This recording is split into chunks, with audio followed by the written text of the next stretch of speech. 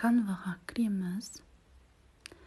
Продолжить с электронным адресом деп басамыз да, электронный почтамызды және паролімізді жазып войти деп кіреміз. Осы жерде өте көп дайын шаблондар бар.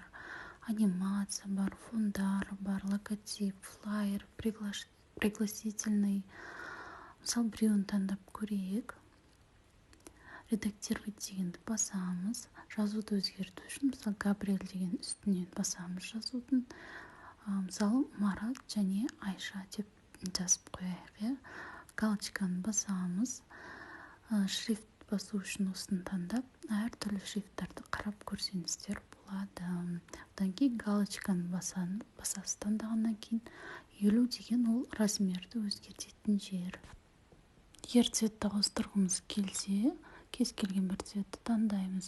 Ал артқы фонды басу үшін, ауыстыру үшін басамыз да разрешить дейміз. Фотоға разрешение береміз де, өзіміздің галереядан кез келген бір фотоны артқы фонға қоя аламыз. Ол үшін артқы фонды 2 рет басамыз.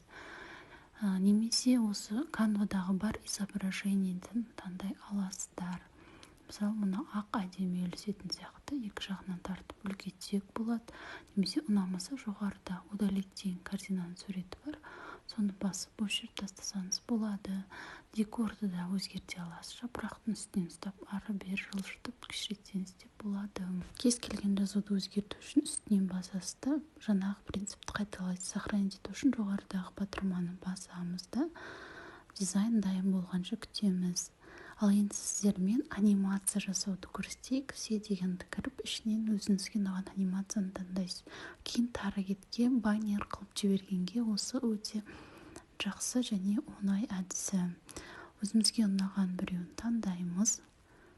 Және барлық жерде функция бірдей. Редактировать деп басамыз да. Фотоны өзгерту үшін дәл сол фотоның үстінен басамыз помидордың. Енді галереядан өзімізге керек бір фотоны таңдаймыз. Размерін келтіріп қоямыз.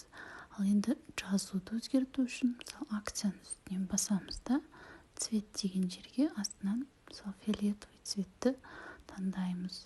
Одан кейін тағы бір жерді өзгертсеңіз, любой жердің үстінен басып өзгерте бересіз. Көру үшін жоғарыда плейді басамыз да, астында өте керемет анимациялар бар. Соларды бір қарап ұнағанын таңдасақ болады.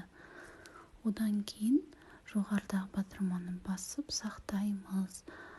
Жоғарыда файл сохранен деген жазу шықса, демек сақталды деген сөз. My видеоны басып, біз видеомызды қарай аламыз. Баршаңызға сәттілік.